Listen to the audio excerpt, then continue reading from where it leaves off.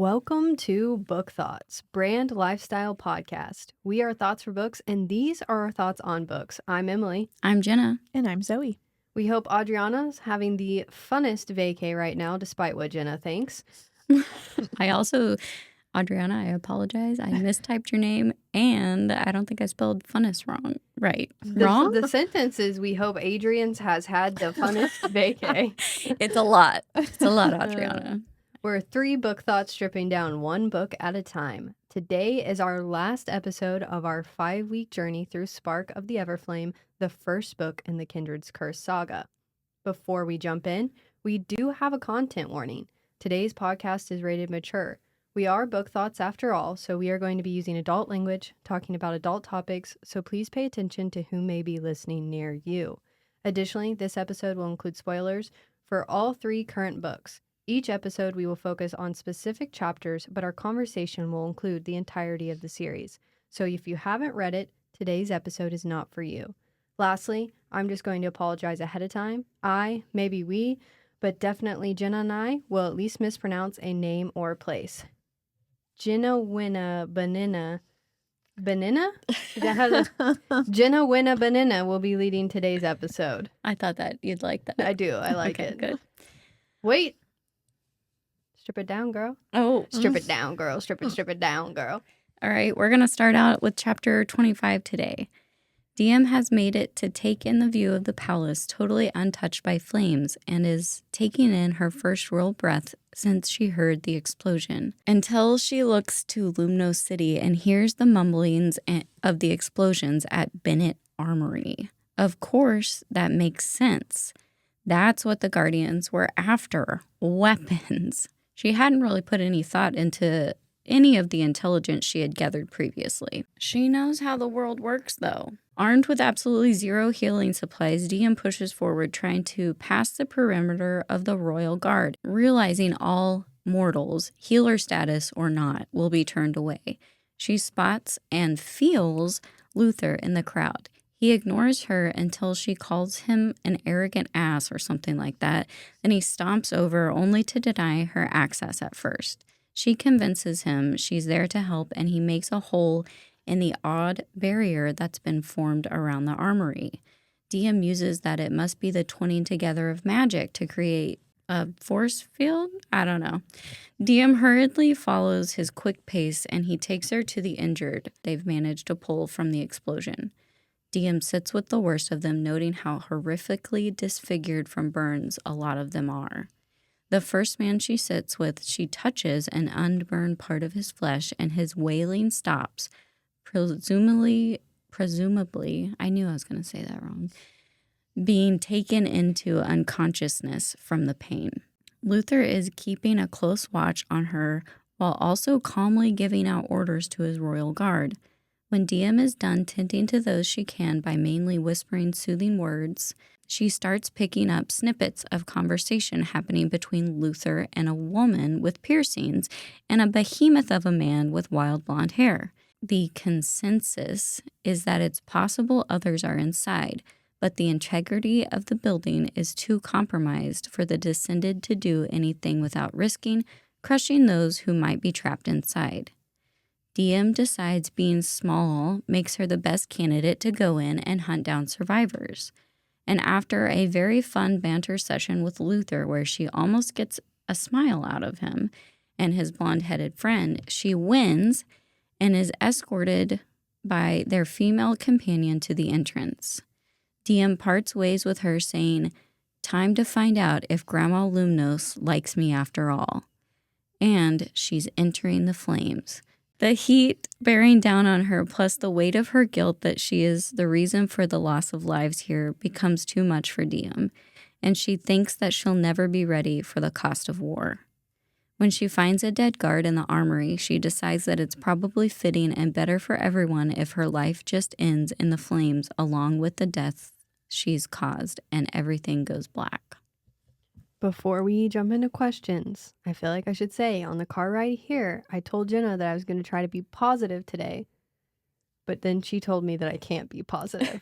I told her I was setting her up for failure. Yeah. But that's not happening yet. We got a little while. She can maintain positivity. I feel like we've been bit. harsh on some parents and a specific boyfriend / potential fiance. So I was going to try to be like devil's advocate today. You do that. We'll see how long you last. Most of my stuff today is kind of observations. I don't know. There's not a lot of questions I can ask that we're already going to all agree on probably. But I feel like Diem has just begun the horrible journey into a reality that she truly doesn't know how the world works. Yeah. I mean, I quote, "I had never looked too closely at the blueprints I'd stolen before handing them over to the Guardians." Yeah, that was a decision. That was a choice. That seems pretty Diem. Diem stands for denial, not clueless. So that's a choice. It was a choice. She did not really, she didn't think about it. She wants change so bad, but she's not realizing the cost for change. Either way, she doesn't understand it. No. Yeah. She does a lot of blind following of things. Yes. And I mean, that's part of becoming an adult too, is figuring out like, I maybe need to ask questions. Oh, for sure. I definitely blind followed as a young person. 100%. I'm not guilty of that. How do I say that? How many double negatives should I use? Oh, I do think that Diem heals the man that she touches. Like she says, I found a spot of unburned flesh and I touched him and he immediately stopped wailing and went to sleep. I think she either soothed him with her... Soothed him. So you snoozed him like an alarm? What the fuck is wrong with my language? I think she did something with her touch. Well, and also she uses her freeze power here because the Violet Mountains, Montios. That's one she stepped foot in, and I think that's where the people use freeze stuff. I mean, the Snowy Mountains to me is a dead giveaway. Lots of magic that's, not magic, just like coincidence, right? Yeah. I mean, I definitely didn't I didn't catch the first time I read it that she was using magic there. Like I don't think I did either, but neither did she, so. Yeah. She never does. No. Okay. I know that you guys talked me through this last episode, but I once again am confused. Please help me understand the kindred. Like, are they gods now? Like, because they keep referencing like Mother Lumnos and stuff like that. So are they gods or are they like still living in the crowns or what? They are not still living. I need you to get that through your head that they are not alive. Like each crown is like the blessed one to lead the society. What are they broken? Realms. The realm. But the kindred were the original people that decided to lose like some of their power. Yeah, and it's like mortals. I feel like their spirit lives on, but they're dead. Yeah. Like does the spirit have any kind of power? Well, I don't know. Okay. Maybe. I mean, yeah, I guess you would assume so. Like I feel like they pray to them like every culture prays to their own gods. Well, I guess that's my main question is like, do they still have power over the current world, even though they're not technically living in it? You'd have to ask the writer Penn Cole that. I don't know. Because, I mean... Ma'am, I need you back on here. I feel like she says it almost in like a mocking way, though. Like, she doesn't really respect the Lumos god. She's Lumnos god. She's I don't think she does either. But, I mean, Luther does. A lot of Descended do. So that's where my question is stemming from, I guess. She just cares about the tree. That's her god. Yeah. Because she believes in the old gods, and the old gods, the tree. Yeah. But yeah, I feel like they're, they gave up their immortality, right? When they married their mortal lovers. So the story goes. Yeah, that's what they said. It's in the book. You can read it. Look at literally how the story goes. I'm sorry. I just needed someone to help me through that again because I keep getting confused. You're good. Wait, I also... Yeah. Luther is not the only one with both light and dark magic. Gosh dang it. I just got to that part before we got here where I was like, no. And you go, maybe it says he's one of the only. And I'm like, adamant. I'm like, no. And then Zoe's reading. Yeah, Zoe reads He is one of the only ones. Direct quote. Okay, fine. Yep, I'm wrong, and I'm gonna continue to be wrong. So just beware. That's what our podcast is known for, is getting at least one thing wrong every single episode. Yeah. I'm very excited for more characters to be introduced, and we meet 2 of them, although they're unnamed. Yes, but we think that's got to be Taryn. Yeah. Yeah. The guy Taryn and then the Alex. girl. Alexia. Yeah. Alex. Yeah. Alix. That's what I thought. And then I should know what her name also, is. what'd you say? I can't remember how you say her name at all. I think Penn said Alix, which is not how I would have pronounced it. I'll be honest, I just labeled her in my head as I can visualize her, but I don't know her name. I think it's spelled Alixe, Yeah. maybe. Yeah. I think She's you're right. the one that loves her dad a lot. Like when he shows up at the Diem's dad. palace, Mhm. not castle, she's like kind of fangirling over him. Yes, Andre. Oh, I can't wait. There's Oh. some good things Oh, to talk about boy. here in a second. I just, before we move on to the next chapter, really want to emphasize how deep her denial goes, especially when she is like anything near like Luther, she fills a pool and just denies it completely. She literally doesn't even think about it. There's no inner monologue that's like, what the fuck is this? There's just dismissal. She's like, more than that, I felt him, his strange aura sweeping across my skin. Even if it was a negative thing, wouldn't you want to dive deeper into someone that has that kind of reaction to you or vice versa? I don't Ask know. questions, investigate. Yeah. She is in the line of not asking questions for sure. But to be fair, she was raised by parents that said, just do what you're told and don't ask questions. And she was fine living that way for a while until her mom went missing, and nobody knows where she's at except a few characters in the book that's holding that information from her. I did have a highlight that I wanted to read because it's the first time Luther like growls and is like, did they hurt you? And I'm like, yes. It's in chapter 25 when she tells him that she was stopped by the mortal men on the way here. That's why she lost her bag. And he's like, did they hurt you? Best line in any book ever. Anytime you get those moments, it's like you get the goosies every single time. I told one of my friends that that's like my favorite type of books is like when the man character says, did they hurt you? Like, I love that. And she's like, ew, gross. And I was like, not like in sex. I mean, like did they like harm you? Protective. It was so funny. She didn't know. No, I had like 7 highlights and they were all about Luther. Go for it. Give us some. I don't need to read. One of them was the did they hurt you? In this series, do they have like the mind speak when they're like I mates? was gonna ask the same thing because I don't ever remember them speaking mind to mind, but like literally every other chapter with her, every chapter with Luther in this one, she like says his name in her head and he's like, what's up? Yeah, that was the first highlight I had. I was like, oh, what's going on here? It's kind of like hinted at for me, I think, that it's possible, but I don't remember it being in any of the books. Yeah. Yeah.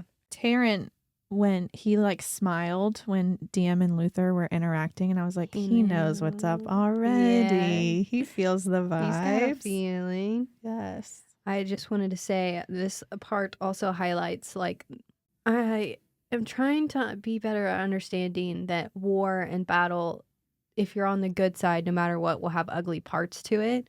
But it says that she found 2 more guards and one was beheaded. So even if you're the rebellion and you're trying to get into this factory and you do have to kill people, that is like a gruesome killing. That is an unnecessary, even if you have to kill, that is, they want blood selfishly. So Sending a message. Yeah, I didn't like it. No. That's for sure. And I'm going to, there's a lot more where Diem says stuff throughout all of these chapters. So we'll dive in a little dive on in. Well, and I think her father's words came to her when she says war is death and misery and sacrifice. War is making choices that will haunt you for the rest of your days. And that's true. That's why I'm trying to be more understanding of everybody. Yeah, the Guardians don't have good morals for mortals. Moral mortals? Mortals? Moral mortals. Moral mortal? Teller tells Diem to tell. Teller tells Diem to tell. He can tell. I think with the Henri thing, when she was about to like give up and just lay down, she was like, Henri probably hated me, and even if he didn't, would the Guardians force him to choose between us? Would I win that fight when he is so passionate about the cause he'd inked it permanently into his skin? And then she says, Was that a fight I even wanted to win? No. Mm. Boo. No. That was I'm glad you highlighted that because that was a big part, like a turning point, I think, in Diem's thinking. Mm-hmm. When facing death, it does cause some self-reflection. Mm-hmm. Now, whether that'll carry on or not, we'll see. To be determined. All right, chapter 26.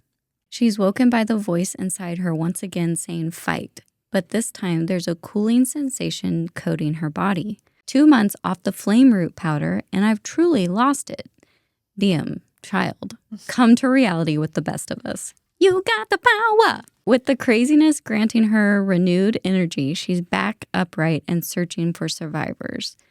To her utter relief, someone answers, although he's crushed under a beam and it's obvious he won't be able to use his legs. There's also a body next to him unconscious, but still breathing. By the strength of a descended, Diem is miraculously able to move the massive beam off the injured man. Perth. That's his name.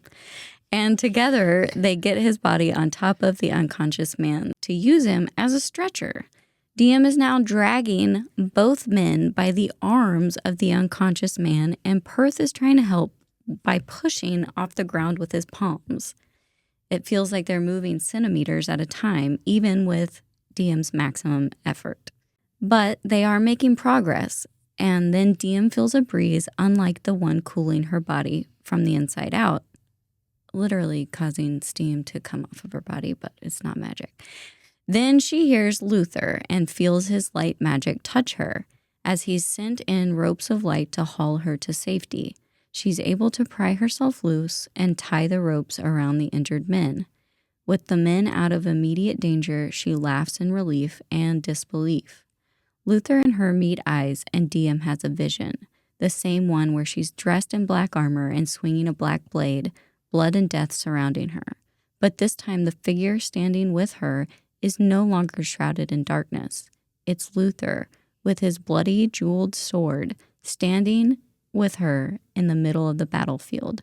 During the vision, the left side of her chest starts to feel a strange but amazing way. And when she looks at Luther, he's touching his chest in the same spot. The vision ends, and they're both left with their palms flat against their chest, just as they had been in the vision. Then, once again, the world goes black. Well, let's talk about this vision. Do it. Talk about it. I find it interesting that within the vision, it says that bodies are laid in a circle at her feet. What else is in a circle, people? You got this. A crown? No. If you look at the map, Love? love is a circle. That is true. Oh, the map. If you look at the map, Yes. all the The I road. keep The wanting to- road. the road, The ring circle, road. the ring road, Yes, Ring yes. road. where all the places are. It's in a circle, and it's just interesting because her father is on that island when they eventually find him. That's where they all go. That's where the flame root is from. So many things lead back to that center, and that's why I'll go back to my theory that I think that her dad is like the ultimate god or the father of the other dead gods, dead, and I think that that's maybe has something to do with why these bodies are laid in a circle at her feet. Well, also, the image of the Everflame tree is always surrounded by a circle. Yes. So, Yes. I mean, it all connects. It's all a circle The dots are connecting. into a circle. The circle of life. You know? The circle. Oh, yeah. Perfect. Well, just bringing us to another Disney comparison since we just sang some, I can only picture Diem as Luisa Madrigal from Encanto in this scene when she like lifts the beam and then like drags the men. Yes. That's all I can see. I was literally just listening to that soundtrack in the car with my son. I Yay. know. I love that soundtrack. Did anyone else have anything to add to that vision? I don't think that I looked into the vision very hard. I was just going to rely on you guys. So you will dive the deepest I've ever seen anyone dive when it comes to hair color or eyes. But when an actual vision that has riddles in it, you're just like, well, it's probably not that important. No, I don't think it's not important. Actually, one of my questions was, are the visions one of the descended gifts? Like, is it from Umbros or something like that that has to do with the mind? Or is the vision unique to Diem? If it's a gift from a god, then it has to be Lumnos because Luther has it too, and that's where he's descended from. Is it just like a mate thing? Like, But he has a vision about her even before he ever meets her. Does he? That's his whole thing. That's like, he's like, you were brought into my life for a purpose. I'm here to serve you. Oh, that's later. Yeah, that's Okay. not yet. Yeah. It hasn't happened. Yeah. But we do talk about the whole series. spoilers. Spoilers. But yeah, I like that they just whispered each other's names afterwards. Yeah. Yeah. That was cool. In their minds, And then too. they're reaching for each other, and then Everything falls. yeah. I mean, that's all I was thinking about the vision, though. I didn't even realize that the bodies were laid in a circle. Really? Yeah. No. I saw circle, and the first thing I thought is like, well, there's a lot of circles in this book, and it has a lot of meaning when there's a circle. It's also so interesting how she describes this vision, that it is something ancient, something profound past. It was a primal force that transcended word and thought, as powerful as a crack of lightning, a child's first breath, the endless depth of the sea. That's an experience. That's a lot. And as a side note, I thought of a really funny segment thing that would be fun to interview people and be like, title of a book, but make it more like a tabloid magazine or something. Yeah. And I was like trying to think in my head. I think I thought about this in my dream last night because this is just now coming to me. And I was thinking what I was trying to do for like Fourth Wing. And then I wanted to put something like more lightning strikes in the area than usual or something like that. That's funny. Sorry, really went off topic there. I don't know how that came to my mind, but it did. I saw a TikTok that it was like a lightning storm, and it was like, ooh, Violet's getting cracked tonight. Is the voice starting to feel like a separate entity, or do we still think it's just Diem's inner voice? It's hard to tell because I feel like it's so similar to the voice that she later hears talking through the keen. That's what I was thinking the after rereading ancient, this. Otherworldly kind of voice. Yeah. That's what also led me to ask the question about the kindred again, because I'm like, what is going on? That's like kind of goes back to also like, is Diem kind of like Harry Potter in that she's gonna have to die in order for her dad to die? Oh, I don't remember which chapter it is, but it's the one where she gets the vision. There's a vision in this one. Jesus Christ. It's the one where the king talks and it's not the king. Yes. And I'm just like, that's foreshadowing everything that's going to happen. There's something evil, I think, that lives inside her. Yeah. And because I don't think it's just her magic talking. I think I agree with you. I think there's a separate entity that's evil that's living within inside her. And the only way to kill it is to kill her. I think that's your theory, right? That is Penn a theory. kills her. Well, because she said she killed someone. Yeah. So we know she kills a main character. And at least a character main enough for her to cry about it. I was thinking about it, and I was like, maybe, doesn't she love Taryn? She loves Taryn. Yeah. Maybe she kills Taryn. Taryn is who she said she'd like to go on like a road trip with, but they wouldn't get anywhere. he already escaped death. True. She can't take him from me now. True. Like, I've already been through that. I went down that road. It's not going to happen. We can't do it. You know what one of my biggest pet peeves is on a TV show when they have a character have a near-death experience and then the next season they're not on the show anymore. Like, well, what was the point of that? Just kill him next time. You know what my biggest pet peeve is with the rookie when they made the biggest deal out of a lot of deaths and then the one cop dies and they never speak about it again. I thought it was a joke. I thought he wasn't going to really be dead and then he didn't show up. Which one? The kid? Yes. Yeah. The young one. He wanted to get off the show, so I think. I know, but it was crazy. Yeah.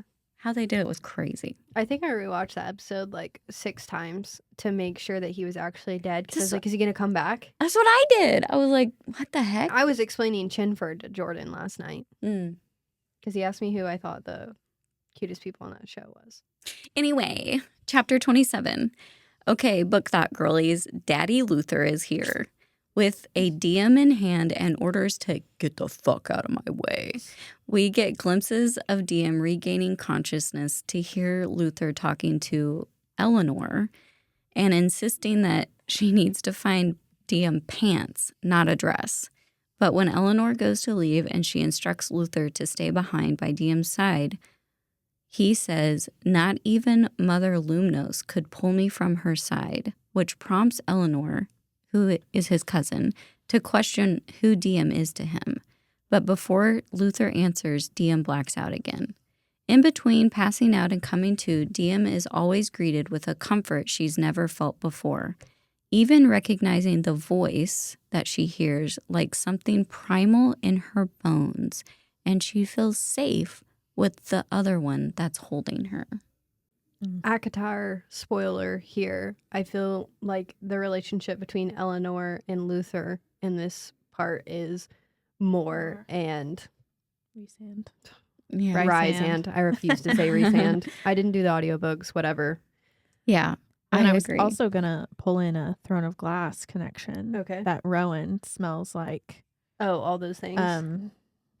Forests. Whatever her Trees. name is. Why can't I think of the main character? Of which one? Of Throne of Glass. Selena. Yes. Aline. Alien. Alien. Oh, yeah. My bad. I did her You did one of the name. names. But yeah, and she said that Luther smells like home in this book. Yeah. I know, in this I chapter. don't know why when they start explaining that the men smell like cedar and wood and dirt and all that, I can only picture like walking into an Abercrombie store. I'm so glad you guys started talking about that because I think I forgot to highlight it, but I was just going to laugh at that with you guys. Like, have you ever smelt a man and been like, yeah, that's leather? I No, smell leather. I can't pick out smells like that. But I will say, I've been with Jordan multiple times at TJ Maxx for a candle, and he's like, I love this smell. And the title of the candle will be like moss and leather. yeah, I it's know, those like- man smells. Yeah. I'm It like, is.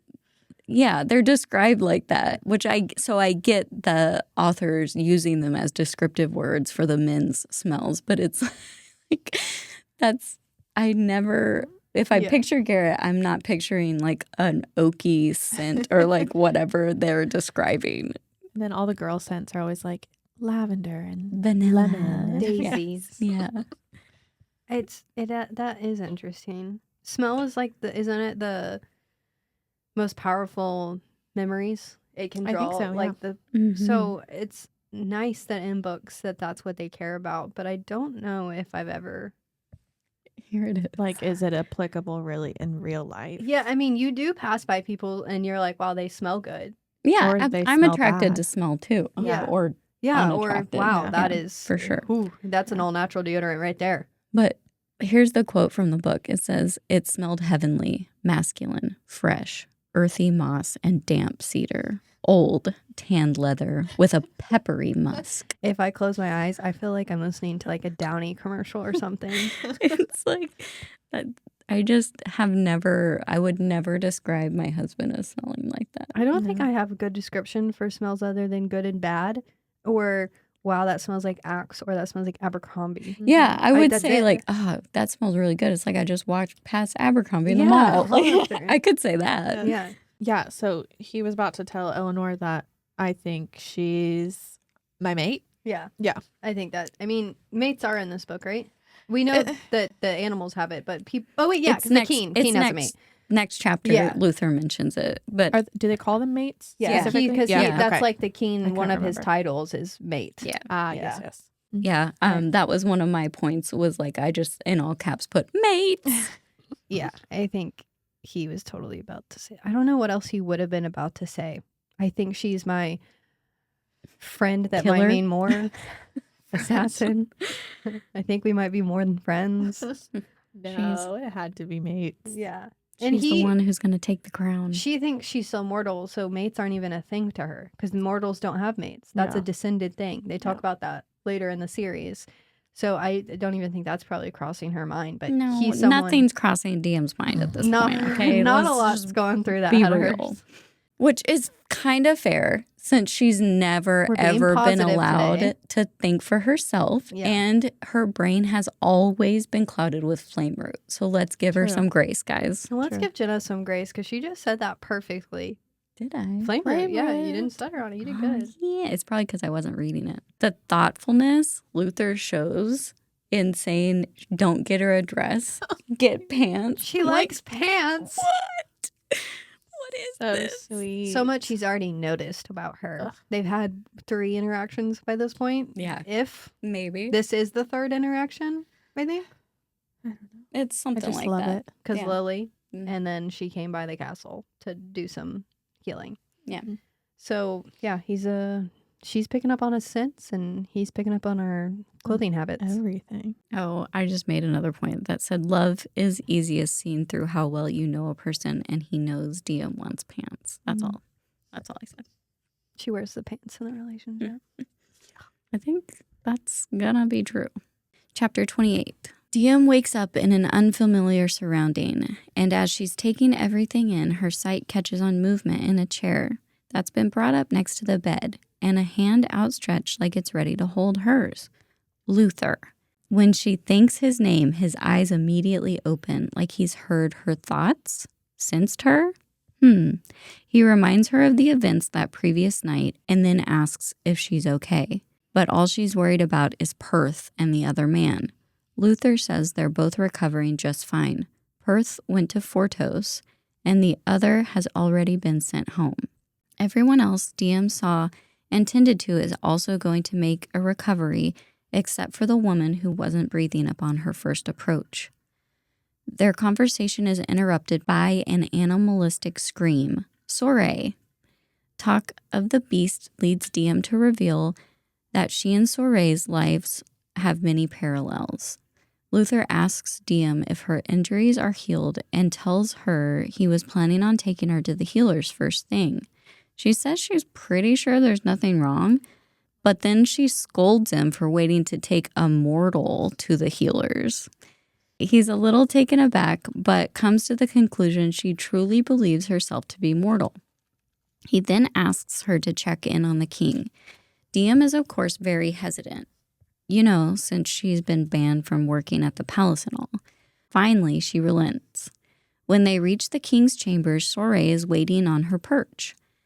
Diem is drawn to her again, but when she reaches out to touch Soiree, Luther grabs her wrists and twists them so that he's in between Diem and Soiree. He lets out a curse and a small chuckle, saying Diem really isn't afraid of anything, and explaining that if Soiree were to decide to attack, the only one that could stop her would be the man laying unconscious on the bed.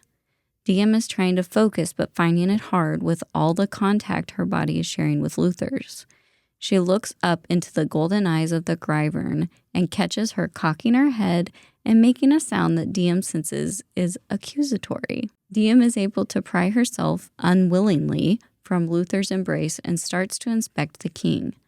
Earlier in their conversation, Diem pulled a genuine laugh from Luther, and now it's his turn to make Diem laugh as he voices his honest observation that it disturbs him how unusual it feels to have Diem call him by his title, even sarcastically. I love the way you spelled conversation. What? The way you spelled conversation. Is it not still highlighted for you? Yeah. No, it's not highlighted at all. I didn't see that I put an F in there. We were joking, having a hard time keeping our face. Also, a Even. nature valley bar. The noisiest snacks. The decline of the king's health surprises Diem. He's very close to passing away. Luther opens up about his childhood and closeness with the king as he and Diem hold hands atop the dying man's chest. Diem is reminded again of the lonely life Luther must have led, as Luther shares that he and I'm not even going to try that. Ulcer? Ulcer? Ulcer. I would say ulcer. Okay. Like ulcer. Yeah, perfect.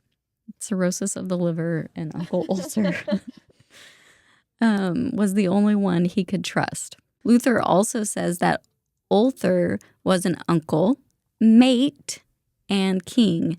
Mate and enemies to lovers. Mate and enemies to lovers trope. Hell yes. I love this series. I don't know how many times I just said the same thing over and over, but that was annoying.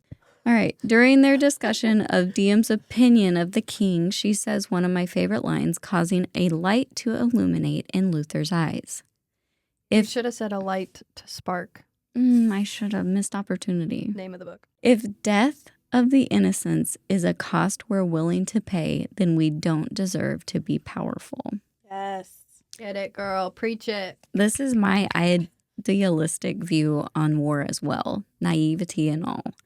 Following their little heart-to-heart moment, Luther asks why Diem hasn't been accompanying an enemy. Panini. Oh my God. Accompanying. How do you say that? Accompanying. Is that it? Sounds stupid. I don't think you pronunciate that. Accompanying. Thank you. Mara on their trips to the castle, which is actually a palace. I just keep saying castle. Really, Luther? He's like, yeah, all right, that's fair. I get it. I get why you're not going. But then he gushes about how good of a healer she is, looking at her with the same respect Henri had when she completed her guardian mission. Ashamed because she now feels like she has no right to be a healer, even though she is a good one, Diem won't look Luther in the eye. He asks about the last time she was in the palace and questions if when she ran, she was looking for something for the Guardians. Cue a deer in the headlights look from Diem. Naive little Diem. Luther's like, come on. I'm the head of the royal guard. I know about the Guardians. I know who they are. It's my duty. Time for deflection. Diem pulls out the handy "where's my mother" question. She reveals that she saw them arguing together on Paradise Row. Luther realizes that Diem truly knows nothing about the situation or secrets, but insists he didn't do anything to Orally. There's a knock at the door, guards enter, Luther swears and states he has to leave to handle something. Diem is stunned, as are the guards, that he's going to leave her armed and unattended in the king's chambers. Luther trying to protect Diem from Soiree, but not scolding her. Okay, can we wave some green flags, please? Yes. Yeah. Just Bye, all the way. Henri. You've done your 3 strikes already. He gets all the green flags this chapter. Yeah, because more green flags come when he starts praising her for the healing. Which we That's- talked about. Yes. That's the one thing I highlighted this chapter. Yeah. We talked about how Henri only looked at her that way when she got something for the rebellion group. Yes. And he's looking at her for the very thing she's literally worked her entire life for. Yeah. We literally said that. We were like, why isn't he always hyping her up about her healing? Yeah. Because she's awesome. Yeah. Yep, that's the one thing I highlighted. I was like, Luther actually respects her for her, not for what she can do for him. I think that this chapter is also very telling on Diem's personality and her character as a whole, especially when it says, despite my feelings toward him, Ulther's looming death struck a chord in my heart when she found out that he's like a mate. And she starts to see this dying man as a person that's just dying and starts to wonder, I wonder if anyone's like visiting him or if he has any loved ones. And Yeah, she's like, what about his grandchildren and stuff like that? And I think Mara and Luther both pointed that out, that that's what makes her such a good healer, is that she's able to see people besides like what their role is and stuff, and she's able to really help them that way. these last chapters also have me really questioning a lot of the characters that we don't know a lot about. I want to know if King Ulther was as bad as people think that he actually was. I feel like we find out later that he wasn't, right? Like, he Mm, had to keep some things in place that couldn't be changed, but he did his best, kind of. Like, he's still not the best leader, but I don't think he's as horrid as maybe Yeah. Diem has in her mind. Yes. I mean, pretty much a lot of the Descended are not as horrible as Diem. I mean, there are still some stuck in like the old ways, like right after the Blood War, that just want death to all mortals and don't care about them at all, for sure. Yeah. But I'm not sure that Ulther was really one of them. I think that he probably had some softer sides, but given he wanted to keep his realm safe from the other realms, and so he had to make some really, really bad decisions. Was he the one that created the progeny laws?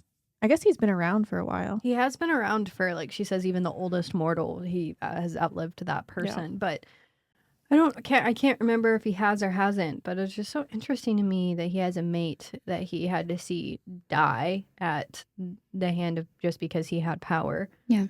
That could turn a lot of people evil. Good. Oh, one of my favorite things with Garrett is when I can catch him off guard and make him genuinely laugh. So it's always fun for me to read that happening between the characters for the first time. Mm-hmm. Yeah. Yeah. Does anybody have an example? Because I do not have an don't example. I either. just do it too often. she's that funny, guys. Class clown Um, and prom queen. Okay. look it up. No, don't. No, just no, only book thoughts. I'm actually sad that Diem doesn't trust Luther here and tell him about the Guardians when he confronts her, because he turns around and trusts her with weapons and a dying king, and she doesn't even trust him. Yeah, Like, I get why she doesn't. It's their third meeting. And that right now is her biggest secret. True, but she flips on him so quickly there. Like, it's just all of a sudden she's like, "Ugh, I can't do this." And then she's like upset. She does that for the whole second book, too. True. well, And yeah, it's she's. frustrating. She's really navigating life here, people. She She's thought the world trying. worked one way, and she's finding out that it doesn't work that Her way. parents didn't equip her, and she's giving it her all. She's really, really working through some stuff. Yeah. So the quick flip does happen. It would have been easy for her to say, yeah, by the way, I'm a part of the Guardians. That's a real thing. The bombs happen because of me. I really Well, need to tell someone. She doesn't have to admit to that. I'm not saying that she needs to do that. I'm just saying she could have been like, yeah, I know about the Guardians too. Like, I actually joined them, but I don't want to be in them. I mean, he's not being, there's no animosity in what he's saying with her right now. But she also in the back of her mind has that he's a horrible, horrible guy. I mean, even her dad later on says he does nothing for like he doesn't do anything good. He's a bad guy. Yeah, But but he's her, got so much power, too. And she loves Henri more than Luther at this point. And she holds that over. Like, I'm not going to tell this prince that could be bad about this group that I just joined that my potential fiance is a part of. I know. I said I know. It's just I don't like it. Yes, Okay. Agreed, yeah. I just highlighted basically her character development. Like I said, that she is willing to see every single... she's able to put on glasses that makes her see every person, not for how evil that she is. Or they are. Not she's not evil. How evil they are. Well, she might be. Yeah, I mean, Who knows? she's What making side are some we going to choices. choose in the end? Are we going to be pro Diem, go back to your flame route, or are we happy she killed Oh. everybody? I guess Oh. if she gets like too out of hand. Because whatever voice is inside her is a bit aggressive. Yeah, is it going to be like Game of Thrones where Daenerys just takes her dragon and Yeah. burns the city She down? hasn't watched Game of Thrones, Oh. but are you ever? Can I spoil something? You for may Sorry. spoil away. Okay, if I might edit this out. If not, this is a Game of Thrones spoiler. If you don't want to hear the spoiler, I'll put a timestamp where you can skip ahead. But in Game of Thrones, Daenerys is a character you're really rooting for at the beginning of the show. She's lived a horrid life, and she's starting to take power, and she's becoming a really good leader. But she gets her vengeance gets the best of her, and she starts to become the leader that she's been fighting against, basically. And in the end, destroys a lot of innocent people with dragon fire, like Oh. an entire town. Like Henri. She's Henri. yeah. Mhm. She doesn't start out as Henri though. She starts to see more and more evil, and so she thinks the only way to get rid of the evil is to be evil to the people that are evil. That is Henri. Yeah, Emily. but I said yes. I just said she wasn't Henri to begin with. That's not how she started. She wasn't like that. Henri is not evil to begin with either. No, I think Henry's motive from the get-go has been all descended die. She wasn't like all She was evil. like, I'm going to free all these slaves. Let's do this. and she does. then She frees slaves, and she's like, I'm going to make a better world. I don't think Henri has once taken a step back to be like, okay, could there be some good descended? She did. She took a step back. All right. I'll concede. Yes. You're right. Yeah. I'm Me. wrong. Trust me. If you watch the show, you're like, yes, I want her to be on the throne. She's going to be a great leader. so bad. Hopefully that doesn't happen to Diem because I'll cry. Fingers crossed. Oh, I think she's going to die. But then, like, come back like Harry Potter, right? You think Right? She has Please? the... What is that called? Like the Horcrux, No, the stone. Oh. Godstone. Don't do that. Don't do that. It looks like a vagina. That's exactly what the stone looks like. What is that stone called? What are you talking The about? phosphorus? The Godstone? The Have what either stone? of you read Harry Potter? No. Then Oh. why are you guessing? Oh, like I've the Deathly watched 'em. Hallows thing? Yes. Yeah.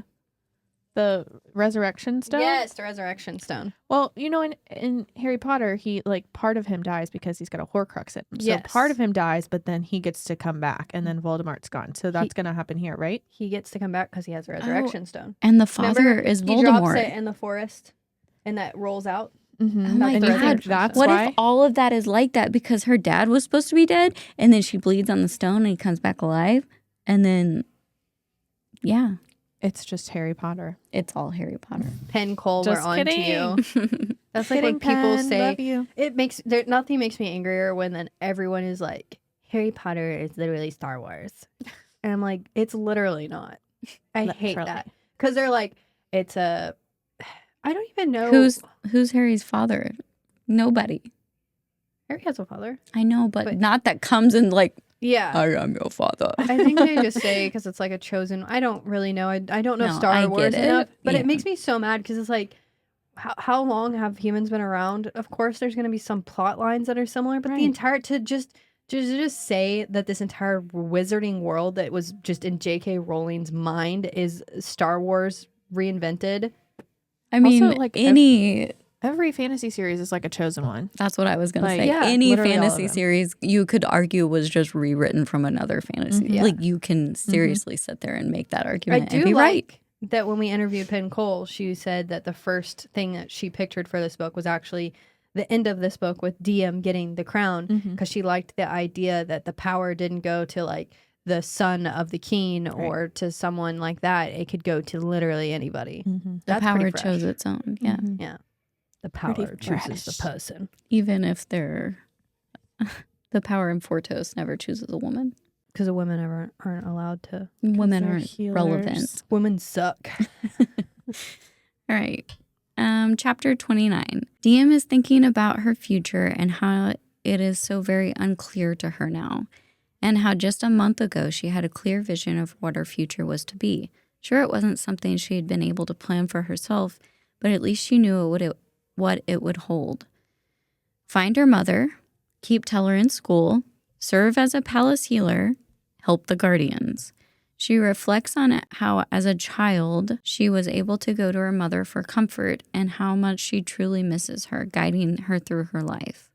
Reality settles back in and she turns her attention to the dying king, noting that his power is like a tangible force radiating from him, like Luther's. Like magic, maybe?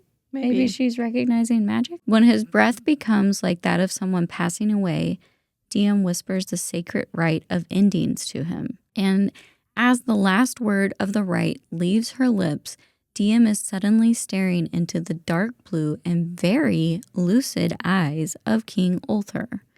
He's holding her hand like a vice grip and talking to her, saying, "They said she would come for him. They said her blood would shatter the stone and lay waste to their borders." The crown of Lumnos appears above Ulthar's head, and he says he's not afraid of the devourer of the crowns, ravager of realms, herald of vengeance. Diem thinks that he's spouting nonsense and tells him she'll retrieve his nephew. The whole time the king's body is flaring with light, but as he breathes out Luther's name, his eyes change color and he speaks in a voice that is not his own, but distinctly female and ancient. "Give him our gift, daughter of the forgotten. When the end has come and the blood has spilled, give our gift to my faithful heir, and tell him this is my command." The king finally releases Diem's hand, and she falls backward over a chair, causing her Fortos knife to fall from its sheath. She picks it up and hears the king's breathing change to that of a death rattle, and the glow fade from his body. Right as she grabs her Fortos knife, the guard bursts into the chamber. Perfect, this looks good. Followed by Luther. Oh, couldn't be better timing. Luther searches the king for wounds since Diem is standing there clutching the knife. Can you imagine if it were a 5-toes knife? Ugh. That'd be rough. Becoming defensive and not liking how hurt she feels by Luther's doubts at her intentions, Diem leaves after being dismissed by Luther, stalking from the palace as quickly as she can without breaking into a run, and being trailed closely by Luther. Once she's out, she runs, only to be caught by the wrist by Prince Luther and pressed up against his mind-melting body. This is my fave scene in the book, so I'm going to urge you all to go read it. Lots of good banter, lots of sexual tension, lots of Luther calling Diem out on her denial, and a lot of Luther realizing Diem isn't ready to face the truth, causing him to have the most pitiful puppy dog eyes. They share a kiss, and in times like this where Diem feels stuck, she always hears her father's advice coaching her on how to escape a situation. This time, it's only his words, "The truth is, I just knew," referring how he chose Arlie. Diem finally grabs enough willpower to push away. Luther doesn't give up, though. He asks her to take Mara's place at the palace as healer, if only as an excuse to be close to her. Diem reveals her decision to quit being a healer, saddening Luther even more as he realizes she's going to leave. But he assures her Teller school will not be interrupted. They share a goodbye where he calls her Miss Bellator, respecting her demands that he not call her by her first name, and she calls him Prince. And when Diem turns to run, he reveals that he saw the vision in the armory as well, and she turns to see him clutching the left side of his chest, just like in the vision. And then she's running in all the ways someone can run from something. The tension. Oh my goodness. I know, it's so good. She does such a good job of writing that part. I loved it. So there's obviously something before the Descended, and we don't know what that something was. What? It talks about like in the visions, and it talks about before the kindred.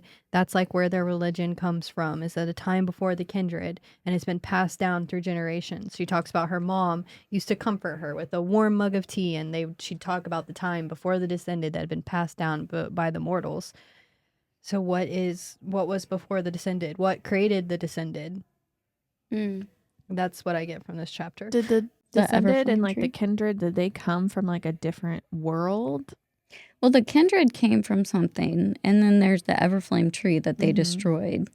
That And was then with the mortals. Yeah, and they burned all the mortal books of history and everything. And then the kindred just fell in love with mortals and married them, and the Descended are descendants of that marriage. She talks about a time before the kindred and their devastating rule, stories that have passed down in oral tradition through generations after the Descendant had burned every mortal pinned book they could find. And her mom is the one that's telling her stories. So that does kind of come to question. Adriana said like the first episode, is there more to her mom's story that we don't know? And I think the answer is yes. I don't necessarily... I mean, I guess if there is a time before there were kindred, is there something more powerful? Something powerful had to make the kindred, and maybe the mortals are descended of that? I don't know. I do think that since Orlai knows all of the oral history and everything, since I think she knows a lot more than most mortals do about their heritage. I don't know what you want to call the it. heritage, Yeah, so their culture. It's just maybe the forgotten is whatever daughter of the forgotten. The forgotten is what was before the descended. So you think he's not kindred at all? No, I don't think he's kindred at all. No.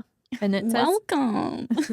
it says the kindred arrived in the mortal realm many millennia ago. And she talks about also leaving. Like she wants, maybe her and Henri can even just leave Marion.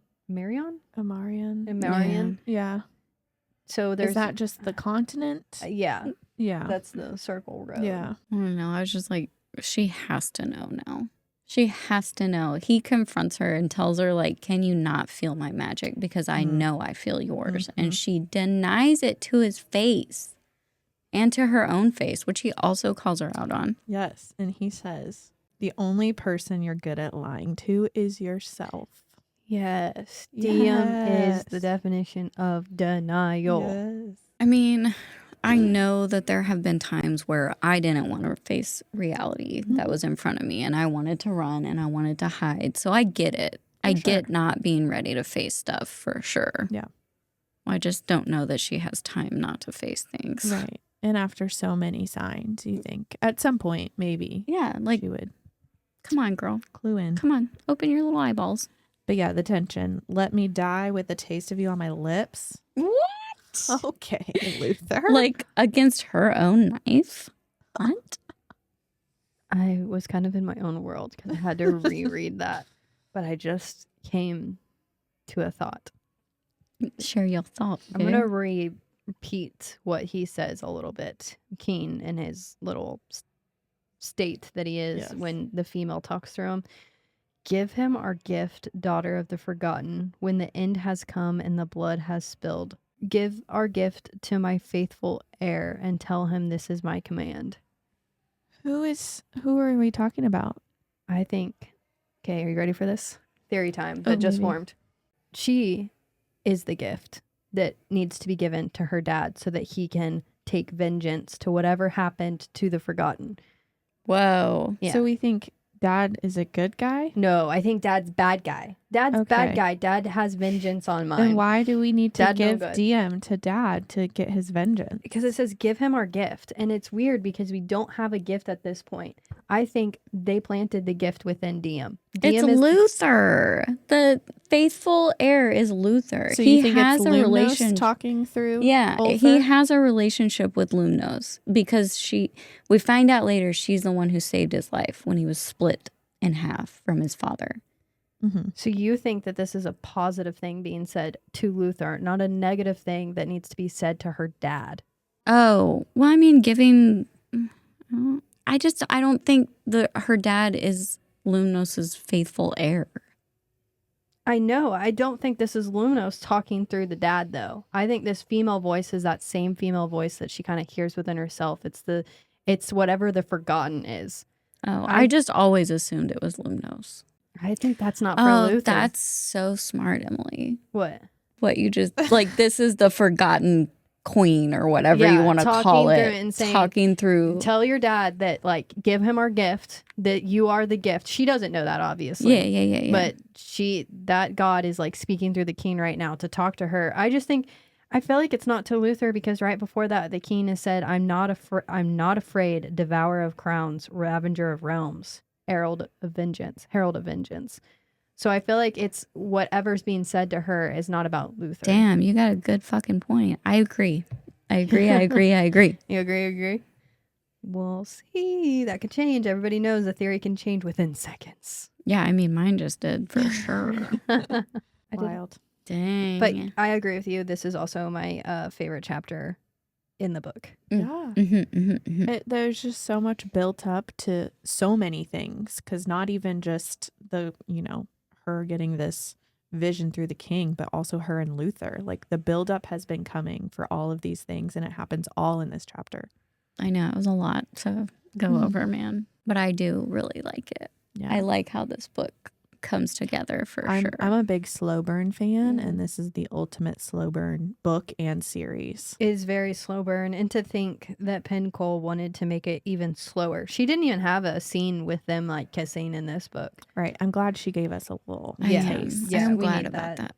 But it also doesn't feel like it's too slow. Like I feel like I get a lot out of the book as well, and it doesn't lose my interest. No. If I hadn't been given a I little will taste, say, rereading this book specifically, it feels more like a history book or a novella when you compare it to the other two books, in the sense that there's a lot of like puzzle pieces being placed down, and then you get the action in the next two books. yeah, which is necessary. Yeah, and I'm not mad about it. Yeah, a lot of fantasy series have to do that. Yeah, I've said this before. This is my favorite series that I've read. yeah. And I haven't read that many, but like I've read 40 books quite a lot in the last 6 months. Yeah, once you picked up Fourth Wing, Jeez. I know. Thank you Jesus. to Book Thots Podcast for inspiring my love for reading. And shout out, because literally you guys are the reason that I started reading. Because I was like, I need to be able to listen. You gotta support your friend on the pod. I know. But this I think is my favorite series. And I think the slow burn aspect of it and just how well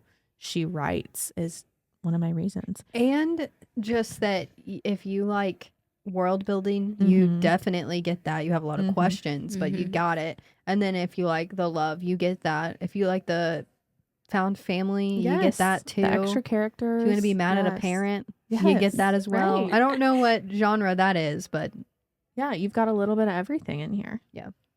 I also really liked that Diem, we see her recognize the fact that her and Luther are the same. She's always viewed him as this like cold prince, and she realizes that he's flame just like she is. inside we burn. An inferno. Yes. Like what are you saying? Are you like a tree? Like an Everflame? For a tree? Like the A password spark. to the coal. Spark. Ooh, she said it. Ooh. There's something called I don't know if this is legitimate, but it's called the titular line test for like movies and stuff, where it's like if they say the title of the movie, it passes the titular line test, and we just keep Yeah, this saying book says every title of all the books. spark. You know what where I got that from though? What? Was Family Guy. Yeah, Family Guy. I get it from Family Guy too. It's not. They said it. They said the name of the book. I wasn't like. It's not something that I'm smart about. It's not like that you, deep. Zoe. I just You listen. No, got it. I listen to a podcast and they talk about like they do different tests for movies and stuff, and they talk about the could you titular not line test. talk about listening to other podcasts on the podcast? Yeah, that was before Book Thoughts started. So now we're the only I'm one. faithful to Book Thoughts, of course. Of course. All We right. should have T-shirts that say "A Faithful Thought." I love that. Chapter 30. Diem goes to Mara at the healing center first and tells her of her decision to no longer work as a healer. The woman seems relieved that Diem has chosen to look for her own path. Mara, you the real one. Now Diem is going to talk to Henri. She's been waiting on his doorstep for quite some time, debating on how to have this conversation with him, when he walks up behind her, immediately commenting on her attire and not even asking if she's all right. She explains her clothes were burned away in the fire and that she was knocked out. He becomes accusatory and blames her for just hanging out with the enemy after making him look like a fool in front of Vance and the other Guardian men. The conversation is anything but smooth. Diem saying she doesn't want to be associated with the Guardians, Henri telling her about the mortal treatment in other lands, including the mortals accepted into Sophos for learning, how they're actually turned into test subjects for the descended. This mortifies Diem because that's all she's ever wanted for her brother. They fight more about the Guardians, and Henri accuses Diem of choosing the descended over the mortals, and she fights back with neither side should kill innocents. Henri counters with violence is the only way to power, and that wars can't be won through friendship. Obviously, he hasn't seen My Little Pony. Desperate to get back to the way her and Henri used to be, she actually asks Henri to run away with her to a different realm, and so they can live out a happy, peaceful life, just the two of them and their children like he wants. Henri says no. His life is in Mortal City. How many red flags are you going to hand out here, Henri? Let's just throw another one in for fun. Diem confronts Henri about the poison girl in Lumnos City, and he says he fucking knew. Son of a bitch. He knew. So much for Diem knowing Henri's true heart. The conversation ends with Henri revealing that Diem's father has been called back to fight in the Amarian army, and he's accepted the callback and is going to report at the end of the month. Breck delivered his acceptance letter himself. Diem is off to question Andre, but the look in Henri's eyes tells her what answers she will find. All right, this is where I'm setting you up for failure, Emmys. All I'm going to say is Henri and let you take over. I will say this. When I was in Chicago, A long, long time ago. I did the Mafia tour where you can go see like different spots where famous Mafia people were shot and whatnot. And the Mafia had one rule between the different Mafias is that you don't hurt the women and you don't hurt the children. And they would maybe kill all the men gruesomely and all that kind of stuff, but you never touched the man's wife or his children, ever. That was like no-go. If you did that, the other mafias would gang up and you'd be done. Henri would not last in a mafia. He's too dirty for the mafia, which is crazy. He doesn't care that a child's being hurt. I did a lot of reflection in this chapter, and this is where I said I was going to try to be positive, because I don't know if there's a war that's ever been won where you didn't have to fight dirty or have to do something bad. But I think ultimately, in my personal opinion and in my life, I would never want to fight a war where we're hurting children or beheading people like that. On purpose. On purpose. Like saying, oh, well, everything's a risk. Yeah. And calculated risk. Yeah. Because that it's hard, because that's so true. In a war, people die and you kill innocent people. Like, that is just the definition of war. It absolutely is. But Henri just doesn't care. He is like, I'm not even going to give that a thought. I think a great leader has to be like, this is the weight of our decision, and let me explain to you this weight and how awful it is, but we have to do this. He's like, yeah, like, screw the children. If they're descended children, those kids deserve to die anyways. He's as bad as the descended that ran over the little boy and didn't even care and wiped off his horse. Yeah, and Diem tells him that. Like, we're as bad as the descended. Yeah. He has valid points about war. You're correct. Yes. But also, I don't think that a good leader should stand up there and be like, fuck the innocent lives. This is how we're going to do it. And I know people are probably going to come for us on that. That's like every leader ever has ever done that. But not necessarily. And we're specifically talking about a book. And it's so, like, we're supposed to be, I mean, maybe not, but kind of be rooting for him. Like, right now, Diem is, they're in love and all this stuff. And he is just ripping her apart, not giving any thought to her feelings at all. He's disregarding her completely and hurting her intentionally just to make his point. He literally, she just told him she quit being a healer, and like all of her plans ever for her life are crumbling around her, and she's telling him that. And he goes, oh, yeah, well, your dad, he's going to go fight for the Omarian army. gosh. Let me just take one more This is thing. what I wanted to talk about with Henri, okay? Is that I 100% after rereading this chapter think that he killed her father. Oh, you can't convince yeah. me otherwise. No. He thinks that her father is a piece of shit descended follower.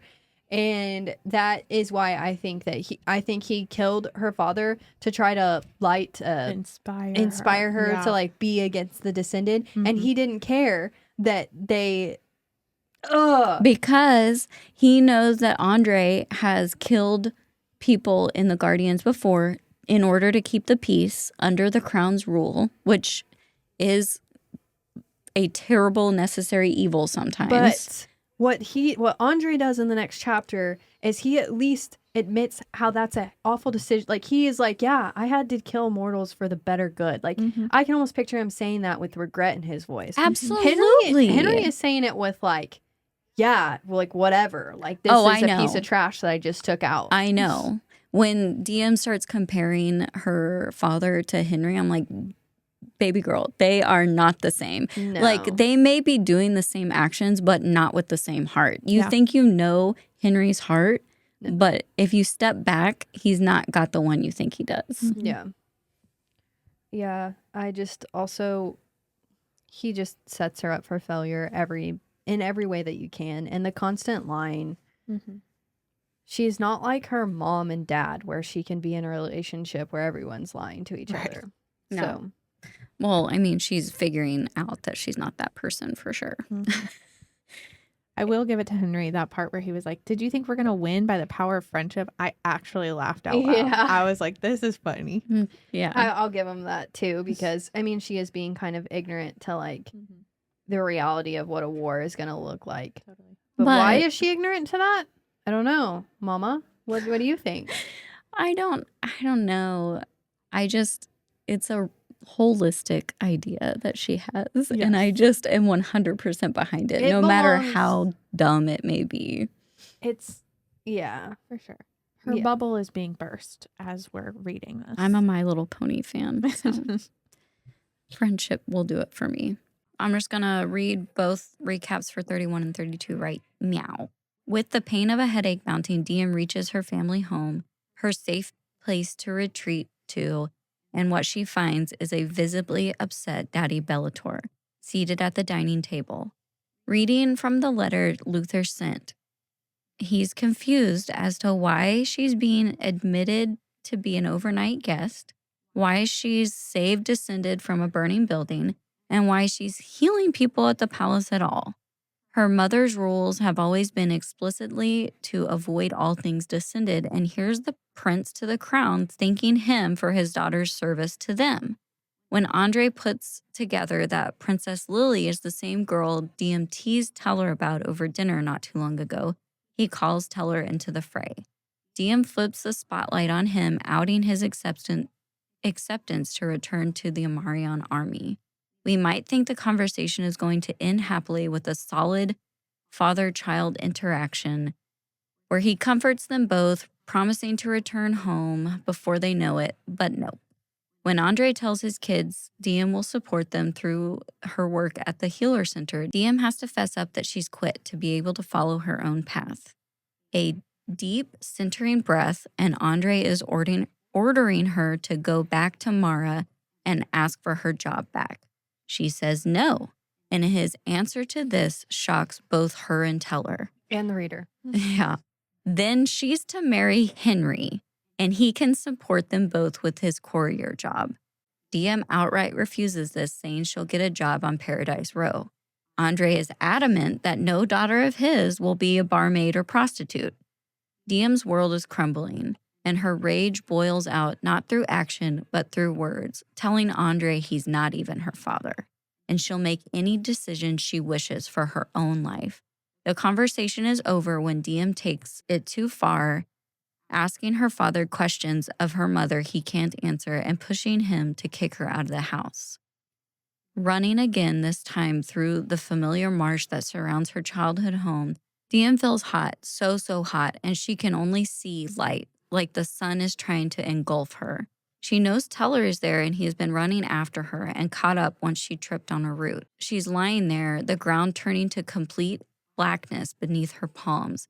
The voice in her head asking to be free, released, claimed as her birthright, and referring to her as the daughter of the forgotten. Finally, when she's convinced she's going to die from the immense pressure and light, she whispers, "Take me, I surrender." Finally, after everything seems to narrow at the top of her head, peace, quiet, she realizes she's crying and blinks away the tears to see Teller, who says, "Diem, you're wearing the crown. You've been selected. You're the new Queen of Lumnos." And you go home with a car. And you go home with a car. I'm sorry, but that is the only way I can picture him saying that. It's just, every time I read it, I laugh. Selected. Words are worse than physical pain, and I understand Diem needing to let out how hurt she was when she realized her father wasn't into letting her control her own life, but I wish for her sake she'd kept those words inside. Oh, when she's like, "You're not my father." Yeah. I don't know. I try really, really, really hard not to say things in anger to people when I'm upset. Like, just breathe and take a break. I think, though, I mean, Andre was doing the same thing when he was like, "Okay, fine, you're going to marry Henri." Like, he told her to stop acting like a child. Yeah. She was an adult. And I'm like, you're acting Worse. the same. Yeah. They're both saying things in the heat of the moment that they don't mean. Mm-hmm. And I Well, honestly I don't think know. both are just as bad. I think him saying, "You're going to marry Henri." It's awful. She's sitting there telling him like she wants to make decisions for her own life and that her mom's not here to make those decisions anymore and she should be able to do it. And he's like, "Well, if your mom's not going to do it, then I'm going to be the decision maker because you can't." Like what? Your life is not your own at all. Like, what the heck? This chapter also made me just not understand their relationship, not Diem and her father, but the father and Orly. Yeah. Orly. Because I'm just like, okay, we know that her mother hates the descended. Even when she meets her, she doesn't like Luther because he's a descendant, and her whole goal has been to keep her from this descended world, even though she hooked up with a descended man or whatever he is. But it's just interesting that she would be with someone who fought for this army and destroys the rebellion that she fights within. Maybe she did it so she could get insight, but it seems like they actually loved each other because she's heartbroken when she finds out that he dies later on. I don't. So I just I don't get their relationship. I feel like also they have different ideas and goals for Diem in mind. Like, I don't think that Arlie would have been like, okay, you're going to marry Henri then. Like, do you think that she would have gone that route too? Like, I think if it would have kept her from the Descended, she would have done anything. maybe. Yeah. I agree. She's drugging her own daughter. There's no line she won't Yeah. cross. Yeah. I mean, yeah. And he said that so that she could support herself and tell her in Mortal City. Yeah. Like, he's not just telling her because I'm going to be gone to do this. He's trying to do it as a way of protection for her and Teller. And that's the best he can come up with. And there was a he's, time where, you know, a dumb soldier. women really did get married to keep their families afloat. So Yeah. it's not like crazy that this is an idea that he has. But I also think It's still crazy. it's still crazy. It's still, I almost rather Diem be on Paradise Row than be married to for Henri. sure. I would. At least it's something she gets to go choose for herself. And she already knows a madam. Yeah, Yeah. she does. And Willing she to likes take her. Yeah. I think there's just a lot more to his story too, because he talks about how he was like called upon by King Ulthar to get advisory and things like that, and she learns this for the first time. And who knows how much her mom actually knew, because they obviously had a relationship where secrets were number one. So I hope in this next book we learn a lot more about her mom, but also her dad, and just to help us understand how these two people fell in love and stayed married and were okay with the secrets. Like, they were that in love that they were okay with the secrets. Because right now, it's not calculating in my brain. I mean, during this scene, I felt things as a daughter, I felt things as a parent, and I felt things as a sibling. And everything just led up to me sitting there and like crying as I was rereading this. It's a lot. Yeah.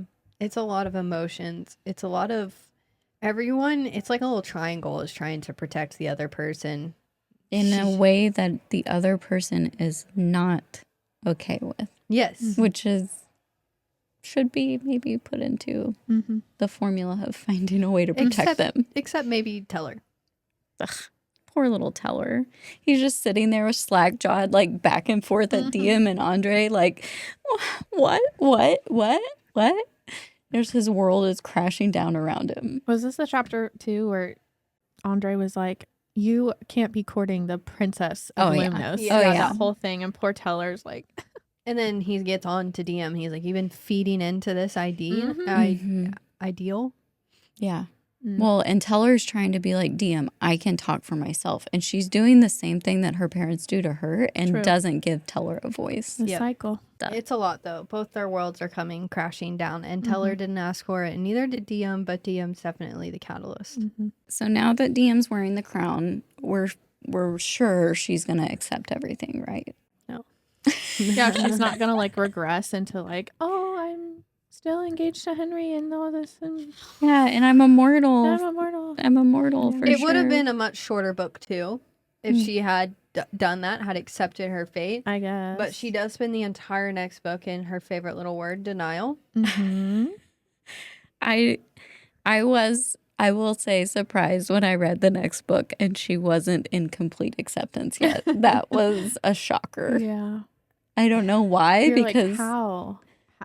I just felt like maybe that would be the last straw, that she'd be like, yeah, okay, I get I'm it. literally wearing the crown. It's over my head. This can't be a mistake. It chose power, and so I got it, obviously. Once again, going back to the parenting of the mother. How can you planted so many seeds of denial in your daughter that she has a literal crown on her head, and she's like, this isn't for me. I mean, Teller even already accepted it. He sees it and he's like, yep, this is it. It chose you. You got the power, girl. I love Teller. Yeah. I'm so glad he was the one that was with her and not like Yes. Andre or Henri or somebody Anybody else. that would have panicked. And Henri would would have have chopped her head off. Like, hey, we're in this together. Henri would have chopped her head off. Henri would He have. would Yeah. have. He would have He's like- anything for the descended to die. Right. He's like mad and doesn't like at her. Yeah, Like she later. did he's something. hurt. Okay, we But won't get into that I yet. guess. Well, I guess also it's like you can't even defend him. He knows how the descended work way more than she does. And he does the first time he sees her with the crown is like, you're on their side now. Like, okay, you probably know how this crown works. You don't ask for it, you get it. And you know her life story. You know she's been taking the flame route. You know that her mom has lied to her. You know that because you're lying to her too. Well, he didn't No, know what the flamer was. True, He but- did truly think she was mortal, he did too. know that her mom was lying to her. Either way. About things, yes. Yes. But he did not understand that she was descended until No, he sees nobody the crown. did. But yeah. to understand that her mom was lying to her in so many ways and then to see that crown, I feel like any person with common sense would have connected some dots. Like maybe feel bad for her Yeah, a little bit right, instead of yeah. like being once again accusatory, which is just his fallback. Like you're a healer, your whole life's been a healer, and you've treated people that have been hurt by the descended your whole life, and now you're one of them. How does that make you feel? He can't have empathy though because he's too selfish. Yeah. Which is, So- yeah. He probably is the one that beheaded the guard. I would bet money on it, and I would bet money that he killed Andre as well, just like you said. Mm-hmm. And Breck's got to have something to do with it. Breck. Breck? I like Breck. No, I thought Breck was good. I thought we decided that. Well, but well, I don't know. Probably. Thinking of Vance. Are you thinking of Oh Vance? yeah, Vance. Bad Yeah. guy. I Bad hate father. Vance. The That's father. Breck's the one that eventually releases her from the mortal camp. Brecky boy. Yes. Okay, my bad. I like Breck. All right, are we ready for the epilogue? Let's do it. Let's go. Epilogue. The epilogue is set in a new POV. We're seeing Mama Bellator, and she's stuck somewhere. And she's been there for over 6 months, trusting only 3 people with her plan, and only 2 know her exact location. Who are they? We don't know. What do we know? Not much. Orly is hiding. Orly, God damn it, her name, is hiding somewhere. She's just gone another place in this somewhere. She's clutching a godstone knife and making sure someone is still dead. Someone she killed so that her and presumably Diem could be safe. She then goes to another place in the somewhere. She's been avoiding this new place. She describes some arches, an obelisk, and then she brushes her hand on it by accident, which causes angry red blisters to form. She also describes the wrongness she feels in this place, like something's been stolen from its rightful owner. And when one of the arches goes black, she realizes the king of Lumnos is dead, and in 30 days she can return home. That's it. That's the epilogue. The first time I read this, it was so confusing. Yeah. So confusing. Now it makes sense, but I was trying to think who the third person was because Luther knows. Mm-hmm. Doesn't Vance know? Yeah, I think it's the other leader Okay. for one of the woman leader. Yeah, I'm pretty Yeah. sure it's her, but I could be wrong. I'm usually wrong. Okay, but I gotta say, pun intended when I say this was the mother of all cliffhangers. Well, can we just talk about? I feel like she's very selfish in this decision to go do this. When she says, if this was her final resting place, so be it. So you're on a mission that you didn't tell your family about, and you're completely okay dying here without even a thought to your kids. It's not even a mission. Like, do we actually learn why she leaves? Why is it that Arlie needs to go to this island while the king's about to die? to set up the bombs. Oh, the bombs. That's like the surprises. The bombs. The surprises are remember. bombs. They Yeah. use surprises. You don't know it's bombs yet, but it's bombs. And that's why she goes there, because she knows the king is about to die. So she knows that all the people within 30 days of that, or all the leaders, will come to this place to put in the next person, to That's initiate the next person. So that's why she's there. But once again, I think there's a lot more to this island, the wrongness that she's feeling. She also goes down to check where her baby daddy is supposed to be dead because she stabbed him. Mm-hmm. And she goes to see. It doesn't say that she sees his body. She just sees enough to see the pool of blood. Mm-hmm. So here's a thing that I want to know. was he still just laying there and this behind this rock, and his body was still there and hadn't decayed at all because he is all powerful? And that's the same thing we're going to kind of get with Diem, because at the end of the third book, Diem is stabbed in the heart on the island and everyone is gone. I don't fucking know. I think that's the only way she survives. I think if she's anything like her father, I think her father's body was still there. I'd have to, I mean, we're going to reread the next book, so I can't remember how he's like discovered and found and released. Yeah. There's so much that is just alluded to. Like, Yeah. that's it doesn't even tell us it's the island yet. Like, we don't know any of that stuff. Yeah. We don't know who Yeah. she's looking for. We don't know anything yet. So that's the epilogue is just so unhelpful for me. But rereading it is helpful. Yes. Sure. Yeah. Sure, Like, sure, most sure. of it makes sense now. Yes. Yeah. For sure. Besides like where she places her hand and why she gets the blisters and why it Yeah. has that reaction. Yeah. I couldn't remember who all she told, so I just said if Mara was one of the trusted ones, I would kill her. True. No, I don't think she's one No, of the she's ones. not. Yeah, but I think the thing with this being selfish, like all of the guardians are so single-minded. Like Mhm. they have to, like that's just the mindset that they're all in. And so she is just so selfish in this, and it doesn't, nobody else matters but the cause. That just goes back to like once again to the previous chapter of the dad saying, I can kill a few mortals to save thousands. And I think the rebellion's only view is we can kill all the descended to save the mortals. Yeah. Like there's not numbers to it really. No. It's just all. people versus not people. I don't know if that's our God, I cannot say. I don't know if that's Mama Bellator's plan. I don't know if she wants all the descended to die. I don't know if she just wants all the crowns to die so that the power can equally be distributed again. Like without the what is that thing? The big slabby thing that Diem's gonna break. That she cracked. Yeah.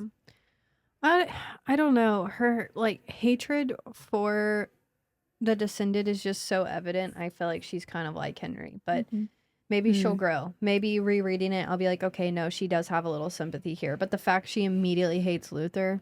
And I think the fact that pissed she's me a off. leader in the Guardians, like I feel like they have to have that shared goal in mind. And she was okay with working with Vance. She didn't like him. Yes. It says that she doesn't like him, but she was okay.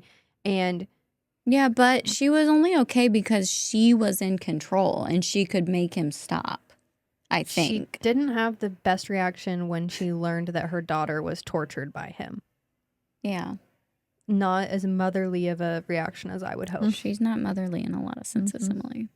Unless you have a fan theory you want to go over, I felt like I said about 100 fan theories No, that I we're am good. currently forming. I think we're fine. If you, as a listener, have a fan theory, then please reach out to us. Let us know. Zoe, do you have a fan theory? No, sorry. No? Okay, you're good. Sorry to disappoint. Well, I think we talked about a lot of theories throughout this episode. It will be interesting to see how these theories form as we dive back into the books we've already read, but only one time, and see like, oh, that was a stupid theory for the first book because it's proved wrong in this book. So if you have theories, let us know.